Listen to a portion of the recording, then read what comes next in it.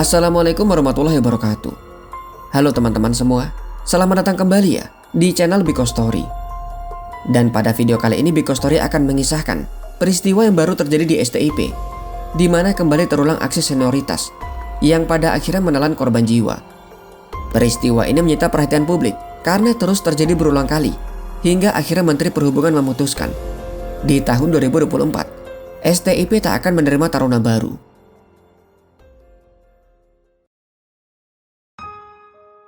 Bernama lengkap Putu Satria Ananta Rustika, pemuda berusia 19 tahun tersebut kerap disapa di keluarga dengan nama panggilan Rio. Namun dalam video ini akan kita panggil saja dengan nama Putu. Putu merupakan anak pertama dari pasangan Ketut Swastika dan Ninengah Rusmini. Ia memiliki dua adik. Salah satunya adalah Anandita Pratyaswari berusia 16 tahun yang masih duduk di kelas 10 SMA N2 Semapura. Juga satu adik laki-laki yang tidak disebutkan identitasnya. Putu sekeluarga berasal dari desa Gunaksa, Kabupaten Kelungkung, Bali. Di dalam keluarga Putu dikenal tidak neko-neko, juga dikatakan selalu sopan dan ramah, dan merupakan pekerja keras. Ia bisa menunjukkan sikap yang menjadi tauladan bagi kedua adiknya. Pasca Putu lulus dari sekolah SMA 2 Kelungkung, Bali, Putu langsung mencoba untuk masuk di STIP. Jika mengutip keterangan dari sang ayah, ia memang sudah bercita-cita untuk masuk di sekolah kedinasan semenjak masih di bangku SMA. Putu mengatakan ingin membantu keluarga dan mendapatkan pekerjaan yang layak. Salah satu yang menjadi target tentunya adalah STIP.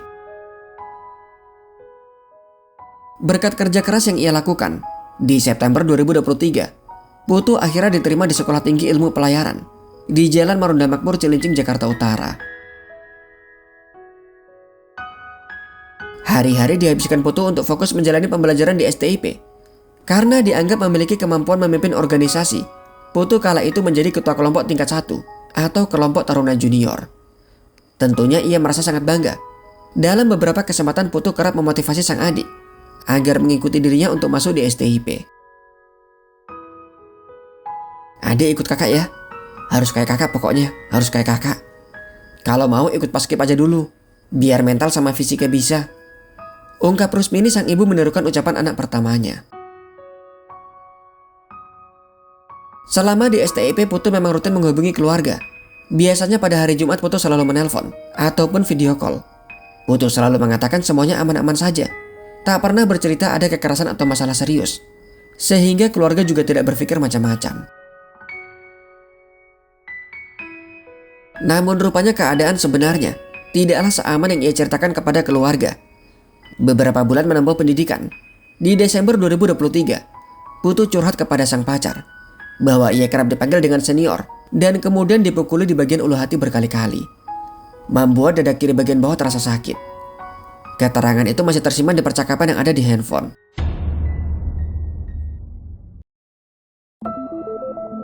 Waktu berlalu, di hari Jumat tanggal 3 Mei 2024, pagi itu siswa taruna baru usai melaksanakan jalan santai. Untuk mempersiapkan aktivitas selanjutnya, Putu dan keempat rekannya mengecek ruang kelas, memastikan sudah tak ada orang. Ketika mengecek itulah ia kemudian bertemu dengan 5 orang senior yang langsung memanggil Putu dan keempat rekannya ke kamar mandi. Sesampai mereka di kamar mandi, kelimanya diminta untuk berbaris, dan rupanya sang senior mempermasalahkan mereka ke ruang kelas dengan masih mengenakan baju olahraga.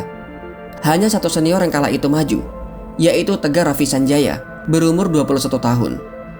Sementara senior yang lain kala itu hanya berdiri di belakangnya. Tegar masih terus memarahi para junior dan kemudian menanyakan siapa yang paling kuat di antara mereka. Nampaknya Putu merasa ia yang paling bertanggung jawab karena ia adalah ketua angkatan. Ketika Putu baru menjawab dirinya, seketika itu pula Bogo Mentah melayang ke arah ulu hati. 5 kali Bogo Mentah melayang ke arah ulu hati. Putu langsung tumbang dan hampir pingsan. Melihat Putu yang terlungkup di lantai, Tegar menjadi panik, menyuruh 4 rekan Putu untuk pergi dari sana. Putu terlihat nampak kesusahan untuk bernafas. Dalam keadaan panik, Tegar membuka mulut Putu dan kemudian menarik lidahnya. Tujuannya sebenarnya adalah memberikan pertolongan pertama. Namun hal itu justru memperparah keadaan Putu karena menghambat aliran oksigen. Ketika Putu dibawa ke klinik kampus, nyawanya sudah tak lagi bisa diselamatkan. Yang menjadi ironi, Kala itu Putu masih mengenakan kaos bertuliskan Zero Violence, yang artinya adalah tanpa kekerasan. Namun ia justru meninggal karena kekerasan. Dengan barang bukti kaos olahraga, serta saksi dari senior dan junior, Tegar ditetapkan sebagai tersangka. Kasus masih bergulir untuk melihat apakah ada peran dari senior lain, mengingat ketika kejadian total ada 5 senior, namun keempat lainnya tak ikut memberikan pukulan. Di hari kejadian, berita memilukan itu disampaikan kepada keluarga pada siang harinya.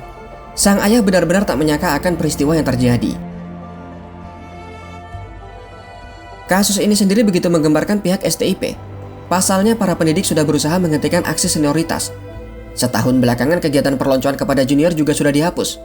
Namun rupanya budaya itu masih melekat. Peristiwa ini menjadi yang ke-6 kalinya. Beberapa peristiwa serupa diantaranya: tewasnya taruna bernama Agung Begultom di tahun 2008. Di tahun yang sama seorang bernama Jegos mengalami gegar otak, namun tak sampai kehilangan nyawa. Kemudian di tahun 2015, taruna bernama Daniel Roberto Tampobolon mengalami berbagai aksi fisik, bahkan menggunakan palu. Juga diminta makan cabai rawit. Kemudian di tahun 2017, yaitu tewasnya Amirullah Adityas dengan kelima teman yang babak belur. Dan kini kembali terulang aksi serupa yang menewaskan Putu Satria Anantarustika. Terjadi berulang kali. Untuk memutus rantai senioritas, akhirnya Menteri Perhubungan memutuskan di tahun 2024 STIP tak akan menerima taruna baru.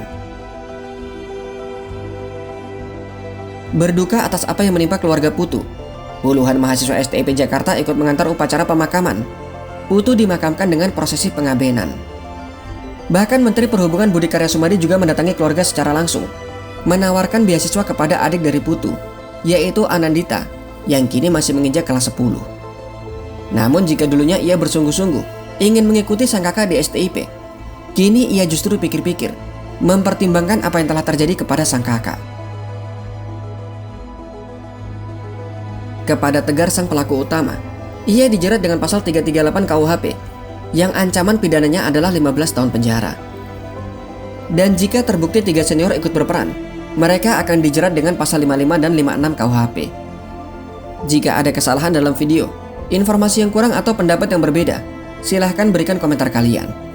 Sampai di sini kisah dari admin. Sampai jumpa kembali di video selanjutnya. Wassalamualaikum warahmatullahi wabarakatuh.